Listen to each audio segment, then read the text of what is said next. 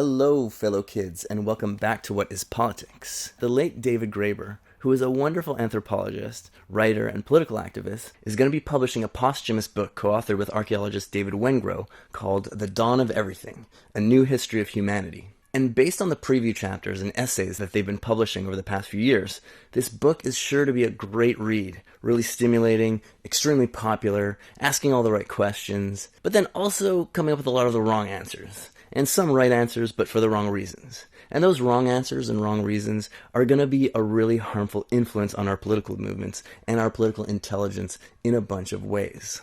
So in this episode and the next couple of episodes, I'm going to be criticizing and reading those preview chapters and essays that Graeber and Wengrow have been putting out from The Dawn of Everything.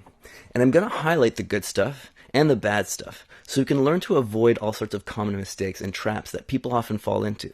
And hopefully we can learn all the right answers to the extremely important questions that they're asking. Where does human dominance hierarchy come from? And what can we do today to reduce or eliminate it? So in the next episode, I'll be doing a line-by-line critique of Graeber and Wengrow's very popular article from 2018 called How to Change the Course of Human History. But first, in this episode, I'll be discussing and reading excerpts from an actual chapter of Dawn of Everything, which was published in 2019 in French, under the title of La sagesse de Kandiaronk, la critique indigène, le mythe du progrès et la naissance de la gauche, and which in English translates to The Wisdom of Kandiaronk, the Indigenous Critique, the Myth of Progress, and the Birth of the Left. And I read it in French, which I'm fluent in, but you can get a pretty good English translation on Gargle Translate or DeepL Translate. So let's get into The Wisdom of Kandiaronk. So in this chapter, Graeber and Wengrow point out that many of the key insights and concepts associated with the European Enlightenment, ideas of individual liberty and equality, and the rejection of religious dogma, and established social hierarchy based on ascribed status, that these ideas were heavily influenced by Europeans' encounters with Native Americans. This influence came both from observing the North American way of life, which flew in the face of the social order that Europeans had been taught to believe was natural and ordained by God for hundreds of years, and the influence also came from specific critiques of European society, religion, and economy and values made by the Americans themselves. Merchants, Jesuit missionaries, soldiers, military men, and various kinds of settlers went across the Atlantic Ocean to the New World, taking for granted a whole array of rigid social dominance hierarchies between rich and poor, kings and subjects, lords and serfs, masters and servants, men and women, massive wealth inequalities, and property relationships that kept some people in servile and dependent relationships to other people. But North America truly was a new world in more ways than one. The European immigrants and colonists were shocked to discover that the so-called savages that they encountered lived in societies where these hierarchies either didn't exist at all, or else they existed in relatively mild forms. And it was a further shock in these encounters to hear the Americans excoriating and making fun of those hierarchies, and calling the Europeans slaves. Before we go any further, I want to clarify what a hierarchy is in a political context. A hierarchy is a system where people or things are ranked according to some value. You can rank fruits, for example, according to which one has a higher sugar content, or according to their color. You can rank runners according to who is the fastest, chess players according to who is the most skilled. These are hierarchies of competence, like Jordan Peterson likes to talk about. But when we're talking about politics, we don't care about any of these kinds of hierarchies. The word politics refers to decision-making in groups, like I said earlier. So when we're talking about hierarchy or equality in the context of politics, what we're talking about is hierarchy or equality of decision-making power, i.e. dominance hierarchies, where one person or group or class of people dominates another, in the sense that they get to tell them what to do. And we're only interested in other kinds of hierarchies, like hierarchies of competence or hierarchies of wealth, if and when those hierarchies translate into dominance hierarchy, hierarchies of decision-making power. So for example, we often talk about economic inequality when it comes to politics. We don't care that one person gets to have a lot of toys and roller coasters and another person gets to have less toys. The reason that this is a political issue is because economic inequality translates into decision-making inequality. The Lord tells the serf what to do because the Lord owns the land that the serf depends on to live. Your boss tells you what to do and not the other way around because your boss had money to start a workplace and you need the salary that he has to give you, and you don't have those things on your own. You and Jeff Bezos each have one vote, But Jeff Bezos can hire an army of lobbyists who work 24/7 to influence how politicians think and what information or ideas they're exposed to. And meanwhile, you can write an email once in a while, maybe go to a city hall meeting and ramble about things, and you will just be ignored. The other reason that economic inequality is such a political issue is that in a democratic society, meaning a society where people have a meaningful say in the decisions that affect them, if a majority of people don't have enough resources to live properly, functionally, they will likely decide to transfer wealth away from a minority of people who have an enormous amount of resources. Economics, which is anything to do with the resources, is often political because we're constantly making decisions about resources that affect groups of people. Now, decision-making hierarchies serve three main purposes. Number one, they allow for more efficient group cooperation.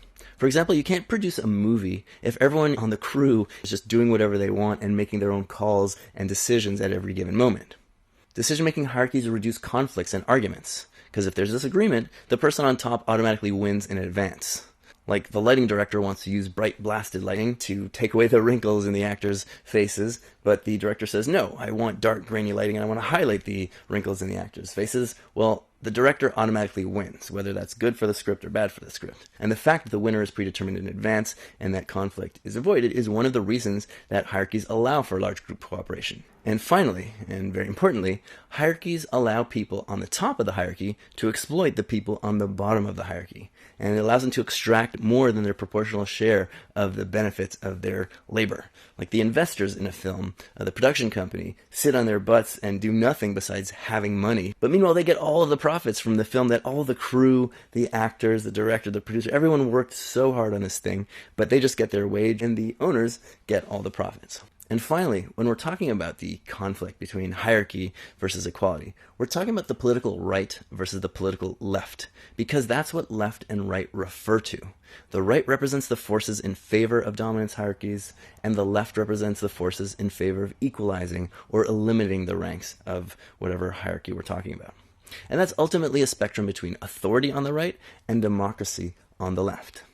And I know that there are a lot of other definitions floating around, and I know that a lot of people who think that they're on the right are super pro-democracy, and people who think that they're on the left are super pro-dictatorship, but too bad for you. You're in the wrong camp. These are the historical definitions of left and right, and they're the only definitions that make any sense, and you can see episodes 5, 4, and 3 of this podcast if you want to understand why. So, when people who are entrenched in a dominance hierarchy system, like the 16th and 17th century European immigrants to the Americas, and they have a system of beliefs and values that justifies those hierarchies. When people like that encounter other people who aren't stuck in that specific kind of system, like the Native Americans that they were encountering, there are two basic ways of reacting to this, if you're the person in the hierarchical group. The first is to realize, holy shit, I've been putting up with all this crap for all of my life for no reason. People bullying me around, bossing me around, smacking me around. And actually, we have another great example of this in American history, the early suffragettes. Many of the early suffragettes were actually moved to fight for their equal rights based on their encounters with the Haudenosaunee and Huron women that they were encountering. And those women, those Native Americans, would be laughing at the Europeans for being subject to their husband's authority. So one reaction to encounters like this is to reject the legitimacy of the hierarchies that you're subject to, and the other is to be horrified by the fact that people aren't conforming to these hierarchies. And you feel like those people who don't recognize the legitimacy of the hierarchy that you're subjecting yourself to is a threat to your whole identity and to your sense of self-worth and all the sacrifices that you've made to be part of that hierarchy. And in hierarchical societies, self-worth is generally tied to accepting one's place in a hierarchy. That's literally what separates adults from children. And then you try to crush those people who you see as savages who need correction, much like you as a child needed to be crushed in order to accept hierarchy. And once you did that, then you got conferred on you the status of an adult and of a serious person. And you see a lot of the dialogue around converting Native Americans and the residential schools and stuff like that. It's all about, oh, they're children, they need guidance, they need correction. You see this language over and over because you hate the part of yourself that was free before you accepted these hierarchies as legitimate. The reaction that you will have will depend on various things, like how psychologically and materially invested you are in the hierarchical system that you're a part of. If you're at the top of a hierarchy and enjoying all the benefits, you probably will sense that the other culture without these hierarchies is an existential threat to your privileges, so you need to crush it, or else your servants or your wife will get ideas about equality, and you can't have that. And you can also be near the bottom of a hierarchy, but still be very psychologically invested in it. In societies where women get clitorectomies, it's other women who have had clitorectomies that are the ones who are most invested in making sure that the babies get their clitorectomies. Your whole sense of being a good person is based on all the sacrifices you make on a daily basis. Not having sex, obeying your shitty husband, or your stupid boss, or your master. And then these hippies and savages, they think they're entitled to just do whatever they want and not listen to anyone. Who do they think they are?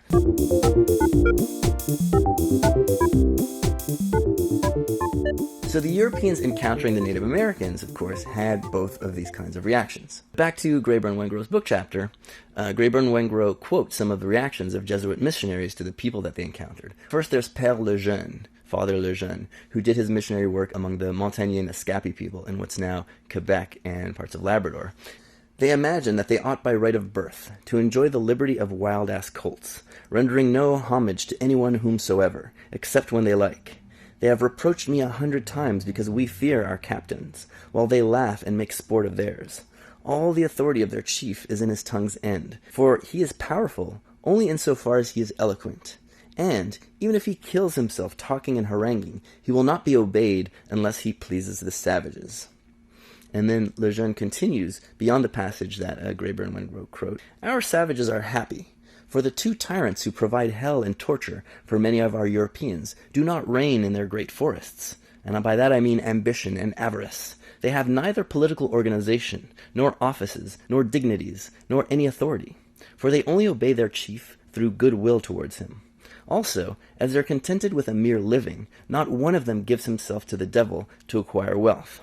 And here's another quote from Père Lallemand, who missioned among the Wendat people.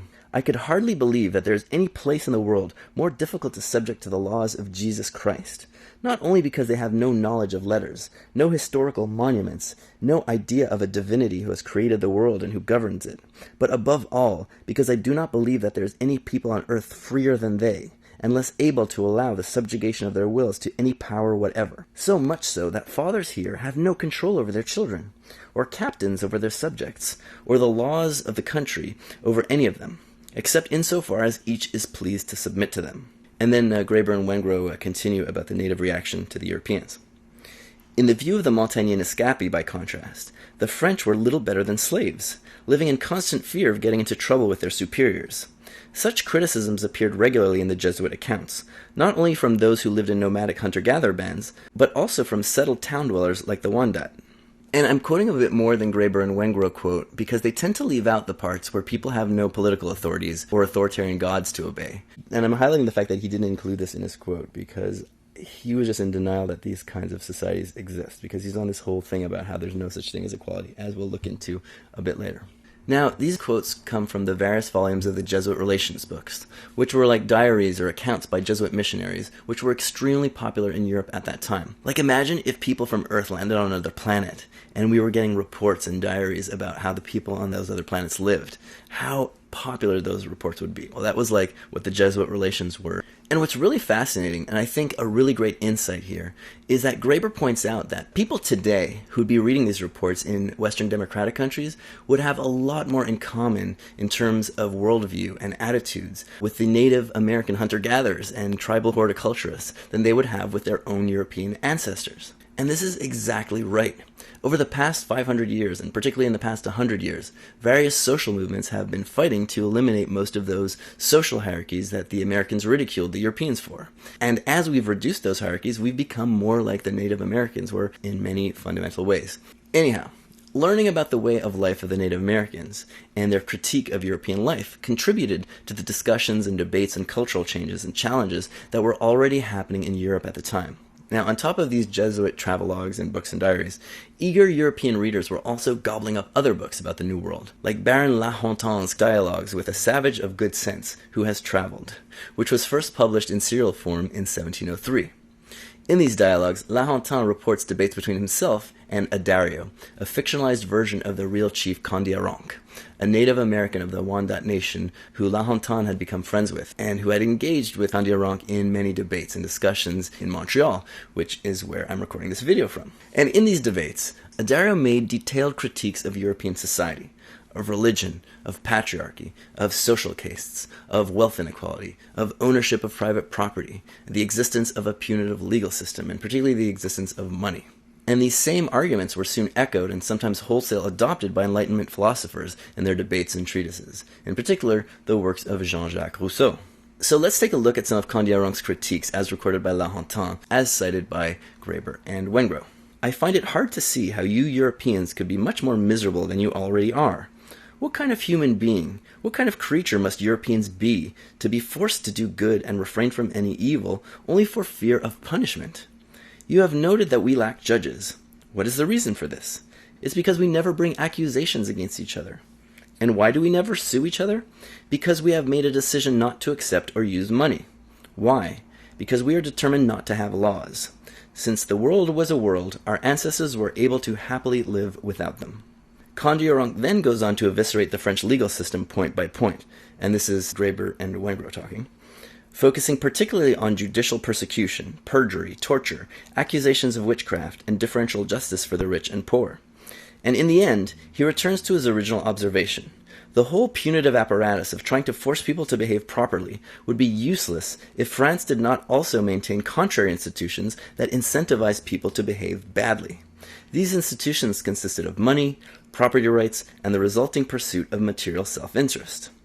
Kandiaronk continues, I've spent 6 years thinking about the state of European society, and I still can't think of a single one of your ways that isn't inhumane, and I sincerely believe that it can only be because you stick to your distinctions of mine and yours. I affirm that what you call money is the devil of devils, the tyrant of the French, the source of all evil, the scourge of souls, and the slaughterhouse of the living. To imagine that one can live in the land of money and preserve one's soul is like imagining that one can preserve one's life at the bottom of a lake. Money is the father of luxury, lasciviousness, intrigue, deceit, lies, betrayal, insincerity, all the worst behaviors in the world. Fathers sell their children, husbands their wives, wives betray their husbands, brothers kill each other, friends are false, and all for money. In light of all this, tell me that we Wendat are not right to refuse to touch or even look at money. La Hontan then tries to counter-argue that without money, Europe would collapse. Without it, nobles, priests, merchants, and many others who do not have the strength to work the soil would simply starve. Our kings would not be kings. What soldiers would we have? Who would work for the kings or for anyone else? This would plunge Europe into chaos and create the darkest confusion. Adario, aka Kandiaronk, replies, Do you really think that you will influence me by catering to the needs of nobles, merchants, and priests? Yes, such distinctions between men would dissolve.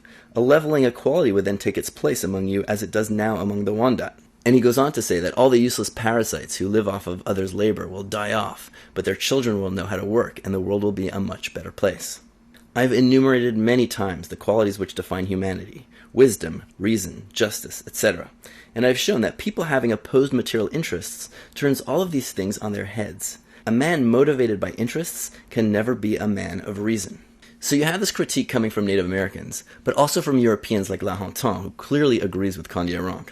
And this stuff is tearing across Europe, challenging the social order like heavy metal and rap records did in the 1980s and 1970s. And ultimately, Graeber and Wengrow argue, and I think this is where their original argument comes in. The stuff about Native American influence on the West has been argued before by other scholars. So their original argument is that in order to fend off these types of critiques from Native Americans and the Europeans influenced by them, that European thinkers developed the theory of stages of human progress. Like the idea that we start off as hunter-gatherers, then we become farmers, then we become civilized people.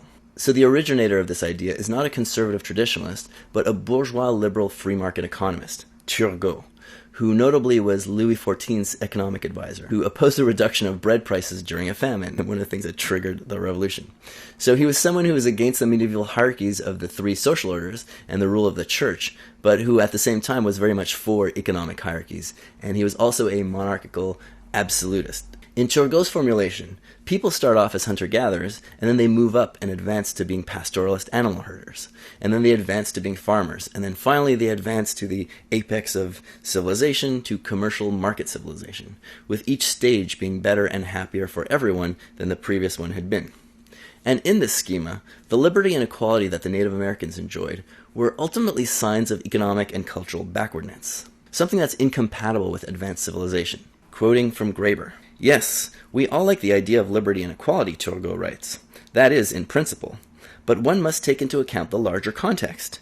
In reality, the freedom and equality of savages is not a sign of their superiority, but a proof of their inferiority, since such equality is only possible in a society where each household is largely self-sufficient, and thus where all are equally poor. As societies evolve and technology advances, the natural differences in talents and abilities between individuals become more and more important, and eventually they form the basis for an ever more complex division of labor. And the poverty and disposition of some, however lamentable, is the necessary condition for the prosperity of society as a whole. There is no way to avoid this. The only alternative, according to Turgot, would be massive state intervention to create a uniformity of social conditions, an imposed equality that could only have the effect of crushing all initiative, and thus be an economic and social catastrophe." And these are the same arguments that we've heard over and over ever since, but which reached a particular crescendo during the Cold War, when these arguments became the heart of the pro-capitalism argument, with the Soviet and Chinese communist dictatorships as the ultimate exemplars of Turgot's thesis. But in Turgot's time, they were actually referring to the Peruvian Incan Empire, which was sort of the Soviet Union of the Americas, but not exactly. And interestingly, some Russian communists like Georgy Plekhanov in the late 18th century were worried about a communist government turning into an Inca-style dictatorship if a revolution happened in the wrong conditions, which is more or less what happened after 1917. Now, I want you to notice the assumption that's built into Turgot's theory, that natural inequalities of ability, Peterson's hierarchies of competence, automatically lead to wealth inequality.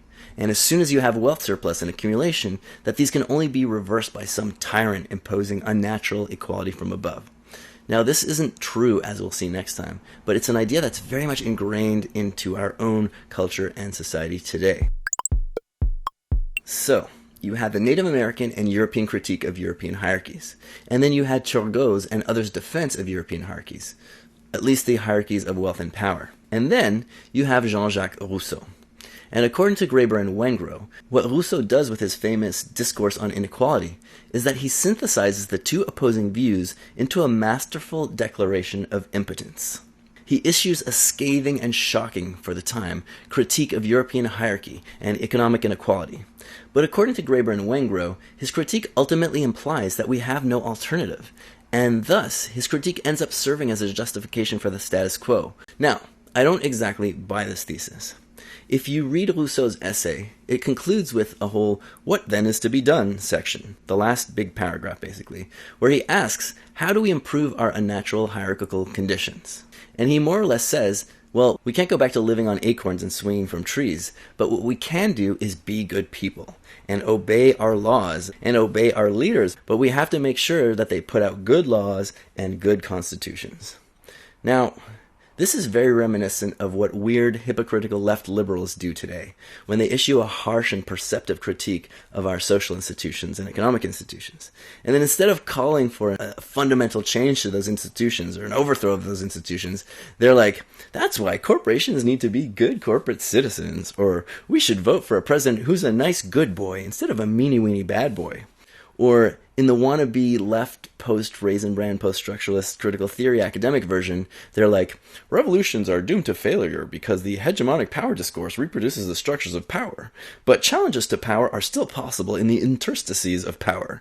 Like, we can make tiny, useless changes. So let's fight the power by criticizing the representation of Data as an autistic-coded person in Star Trek The Next Generation. So this stuff does track with what Graeber and Wengrow are saying, but realistically, if Rousseau had actually proposed any real solutions at the end of his book, like if he had called for the overthrow of the monarchy and the church, he would have ended up in jail. This was the Enlightenment and all, but France was still an absolute monarchy. You can't just call for eliminating the king. And if you read that concluding paragraph, it doesn't seem sincere. It just reads like he just slapped that in there so as not to get in trouble for the rest of the essay. Let me just read it to you. They will respect the sacred bonds of their respective communities. They will love their fellow citizens and serve them with all their might. They will scrupulously obey the laws and all those who make or administer them. They will particularly honor those wise and good princes who find means of preventing, curing, or even palliating all these evils and abuses, by which we are constantly threatened. They will animate the zeal of the deserving rulers by showing them, without flattery or fear, the importance of their office and the severity of their duty. This is crap. He just slapped that on there so he wouldn't get killed. At the end of the day, given the fact that Rousseau was a major inspiration for the Jacobins and the sans-culottes, the more radical egalitarian factions in the French Revolution, it's clear that those people took the critique part of Rousseau's book way more seriously than the stupid, passive, 3-second slapped-on Stephen King novel crappy conclusion. It's actually Turgot that does what Graeber and Wengrow say that Rousseau is doing. And you can see that just from reading their own excerpts of Turgot, which I talked about above. But something that's interesting is that Graeber and Wengrow also point out that Rousseau can't really envision what a society would actually look like in a state of liberty and equality. Rousseau says that humans in a state of nature are free and equal, but Rousseau's description of humans in a state of nature is individuals living all alone in trees without even a common language. In a way, his concept of human nature prioritized freedom, but it was also fundamentally antisocial. According to Rousseau, it's almost society itself, social ties and obligations, that are what oppress us fundamentally. It's like a spoiled North American kid or adult who thinks that happiness is just the right to do whatever you want, whenever you want, at any second of the day, without any limits or obligations to anyone interfering with it. And then they go and become an Ayn Rand libertarian, because that's how she saw the world. Just like Ayn Rand, Rousseau saw social obligations as the antithesis of freedom. The second every person isn't totally self-sufficient, you are oppressed. As Rousseau puts it, in English translation, "From the moment one man began to stand in need of the help of another, from the moment it appeared advantageous to any one man to have enough provisions for two, equality disappeared, property was introduced, work became indispensable, and vast forests became smiling fields, which man had to water with the sweat of his brow, and where slavery and misery were soon seen to germinate and grow up with the crops." And interestingly, Rousseau, like Turgot, also takes for granted the assumption that inequalities or hierarchies of ability will necessarily result in economic inequalities. Quote, "In this state of affairs, equality might have been sustained had the talents of individuals been equal. But, as there was nothing to preserve this balance, the strongest did the most work, the most skillful turned his labor to best account. The most ingenious devised methods of diminishing his labor. The husbandman wanted more iron, or the smith more corn. And, while both labored equally, the one gained a great deal by his work, while the other could hardly support himself. Thus, natural inequality unfolds itself insensibly with that of combination, and the difference between men, developed by their different circumstances, becomes more sensible and permanent in its effects, and begins to have an influence in the same proportion over the lot of individuals." Like, none of these people can imagine that you can have inequality of ability, but also have economic equality or political equality. And we're going to talk about this later when we look at egalitarian hunter-gatherer societies, which David Graeber doesn't seem to think exist. Now, Graeber and Wengrow see Rousseau's thinking as stuck in European notions of liberty, which are rooted in individual ownership of private property, where liberty ultimately comes at someone else's expense, like the ancient Athenians who needed slaves in order to be able to enjoy liberty, as opposed to Native Americans who saw that liberty actually comes from being part of a society, from mutual interdependence.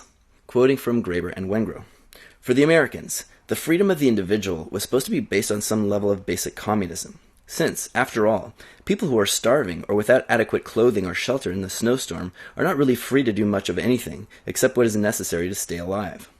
The European conception of individual freedom, on the other hand, was intimately linked to conceptions of private property.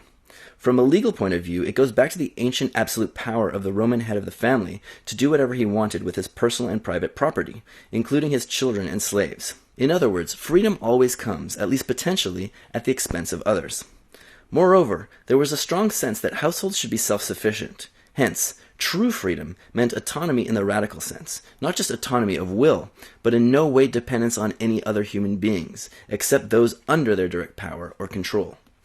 Rousseau, who himself always insisted that he wanted to live his life in a way that did not make him dependent on the help of others, even if he had all his needs met by mistresses and servants, echoes this logic.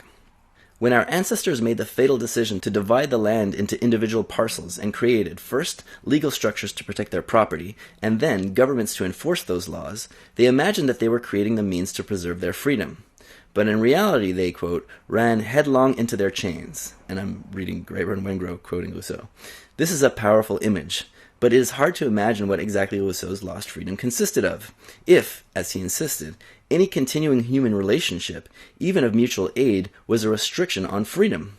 No wonder, perhaps, that he ended up inventing a purely imaginary age in which each individual human wandered alone among the trees. And then a bit later we have this passage. Of course, Rousseau's effusions on the fundamental decency of human nature and the lost ages of liberty and equality were in no way responsible for the French Revolution in the sense of putting strange ideas into the heads of the sans-culottes. As we have noted, it was the intellectuals in European history who seem to have been the only class of people who were unable to wrap their heads around these ideas. But it could be argued that by bringing together the Indigenous Critique and the doctrine of progress originally developed to counter it, that he, in fact, wrote the founding document of the left as an intellectual project. So here, Graeber and Wengrow are differentiating between the spirit of the sans-culottes, the true street revolutionaries of the French Revolution, and the intellectual left, the middle-class lawyers and intellectuals who ended up taking power. And they're saying that Rousseau's narrative, according to which Graeber and Wengrow is a half-assed cop-out synthesis of the Indigenous Critique and the right-wing reaction to that critique, where we criticize hierarchies, but we ultimately resign ourselves to them. They're saying that this cop-out is the foundation of the intellectual left. And this is a setup for what I think is going to be a critique of the Marxist left. So like in their interpretation of Rousseau, where you have a harsh critique of hierarchy, based on a vague two-dimensional vision of a society of free and equals, that's ultimately a justification for hierarchy to persist. In the Marxist left and Leninist left, you have a far-off vision of a free and equal future, but you need these hierarchical parties and states and institutions to get us to that point. And it's often a point that never really materializes, and this is where we get the USSR and Communist China, etc. So in the next few paragraphs, Graeber and Wengrow quote an original member of the Illuminati, calling for a small cadre of intellectuals to lead society into an era of equality and liberty, and they point out that this seems to prefigure the French and Russian revolutions, and also that it looks just like an excerpt of Rousseau's writing. And in the excerpts that I read earlier in the episode from Turgot and Rousseau, they're setting up their argument that the idea that human beings started out as egalitarian hunter-gatherers, and then we transitioned into hierarchical societies because of changes in material conditions. They're setting up the idea that that's part of this intellectual left justification for hierarchy. In other words, they're saying that those people who argue that human beings started out as egalitarian hunter-gatherers, which is the majority opinion among anthropologists and has been since the 1960s, that what these people are ultimately doing is they're saying that we can't have egalitarian societies anymore because we're not hunter-gatherers anymore, like Turgot or Rousseau saying that hierarchy is the unfortunate price of the benefits of civilization. And this is one of the main points that they make in their article, How to Change the Course of Human History, which is what we'll be focusing on next episode. And this is where I'll be starting to critique them very harshly, because this argument is just not true. Like, there are some people, usually people with no expertise, like Francis Fukuyama, who make those types of arguments. But there are no hunter-gatherer specialists who make those arguments, and there are many hunter-gatherer specialists who make the exact opposite argument, that the fact that human beings probably started out as egalitarian hunter-gatherers, enjoying liberty and equality at the same time, shows that human beings are capable of living in a state of equality and liberty, and maybe that we're even evolved and best suited to be living that way. And that we can do that in the context of civilization if we change some of our major institutions and our material conditions. And we'll see why the evidence that Graeber and Wengrow present that humans were not mostly egalitarian hunter-gatherers in the prehistoric Paleolithic past is really weak. And it's based on a really flimsy factual and theoretical basis. And also on a total ignorance, or in David Graeber's case, a total denial of the anthropology of egalitarian hunter-gatherer societies. And we'll see why the egalitarian origins thesis is still the majority opinion among anthropologists and hunter-gatherer specialists today.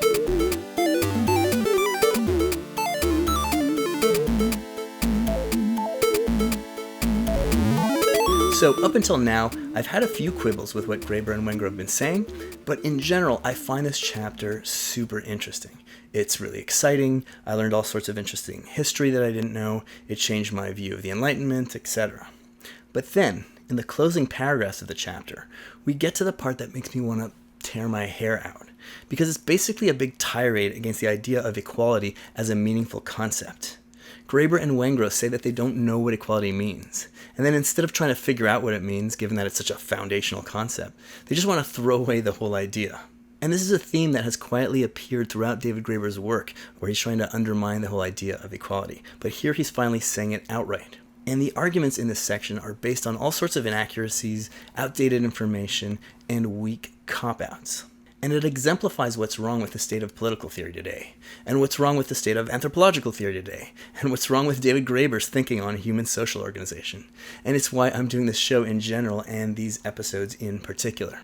But in order for you to really see what's wrong with this stuff, and why it's just so obnoxious and counterproductive, and why their arguments in how to change the course of human history are so obnoxious and counterproductive, I need to give you a little lesson on the history of the anthropology of hunter-gatherer societies, particularly of egalitarian hunter-gatherer societies.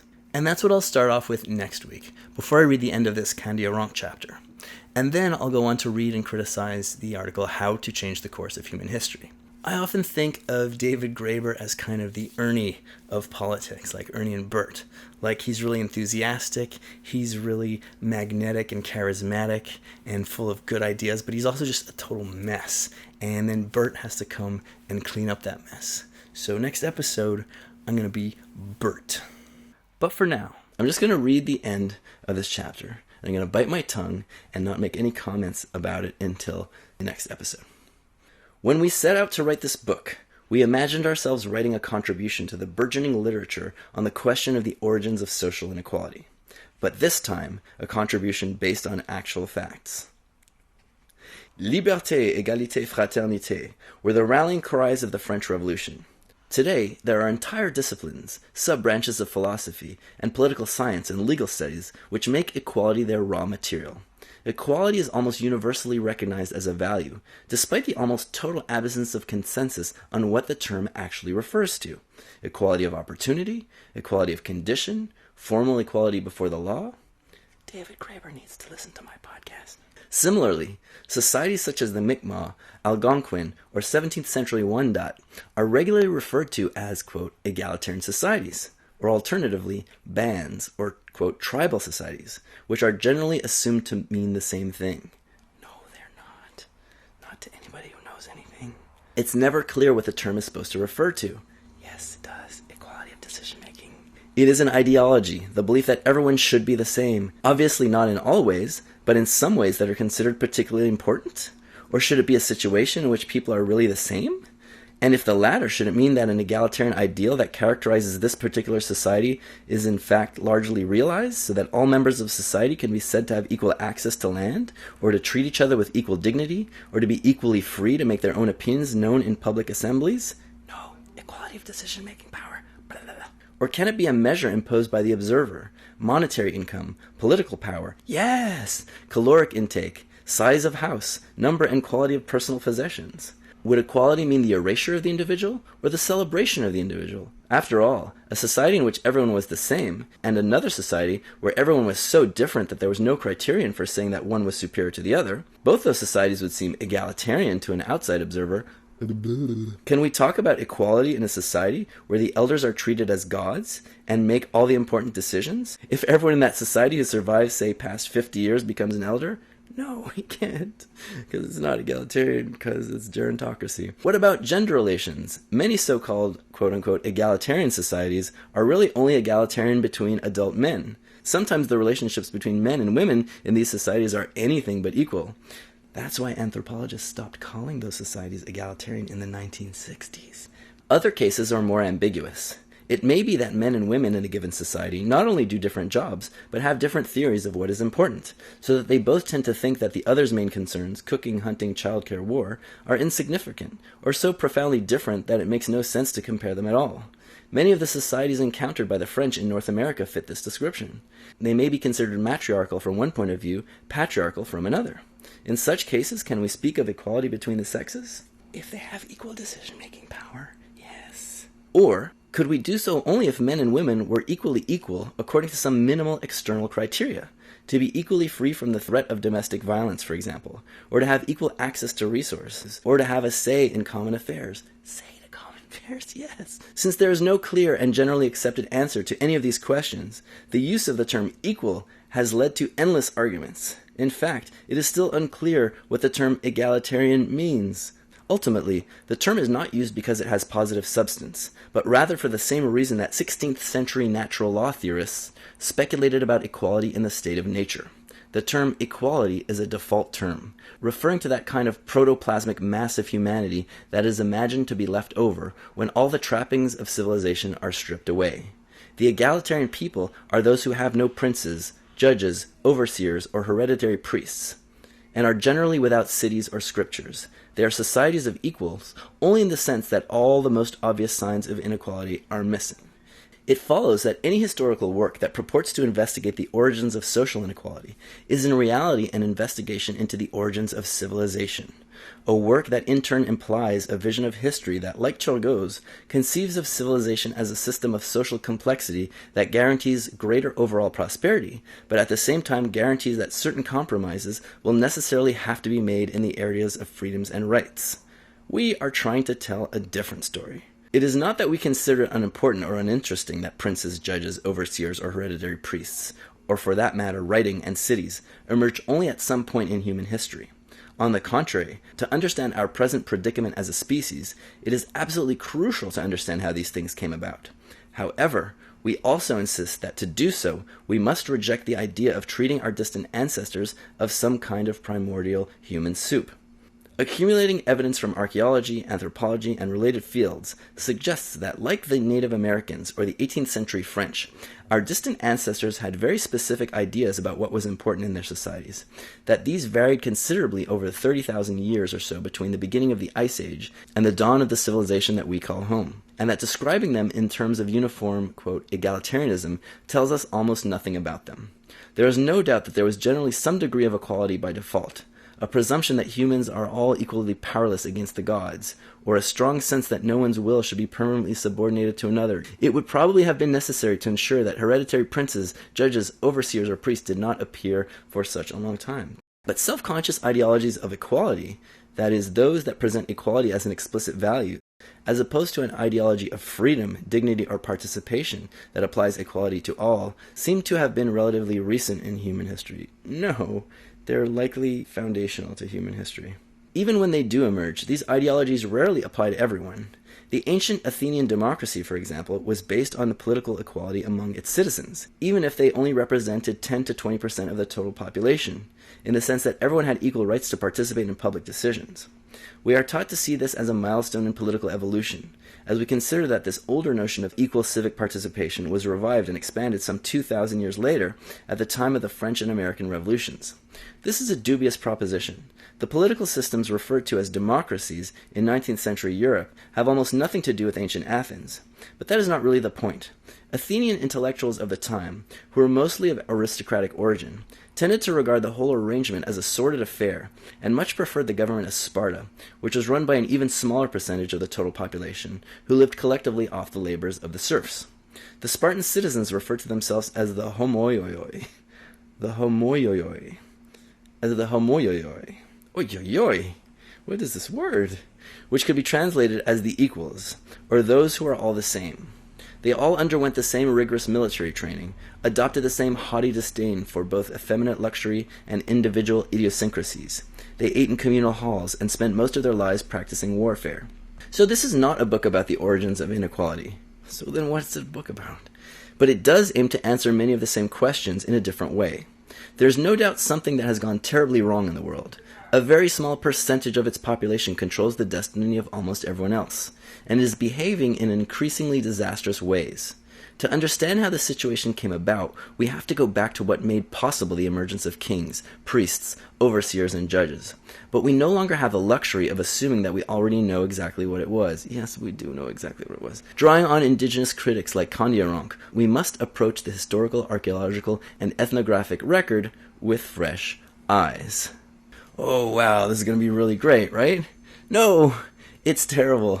Almost everything they say here is wrong or severely incomplete or outdated. And I'll tell you why next time. In the meantime, please share this with your friends. Let people know that this show exists. And please review and rate it on iTunes or Apple Music because it makes the show appear on more searches. And if you have some cash, please subscribe to my Patreon or send me some one-time donations so that I can keep doing this. And until then, see ya!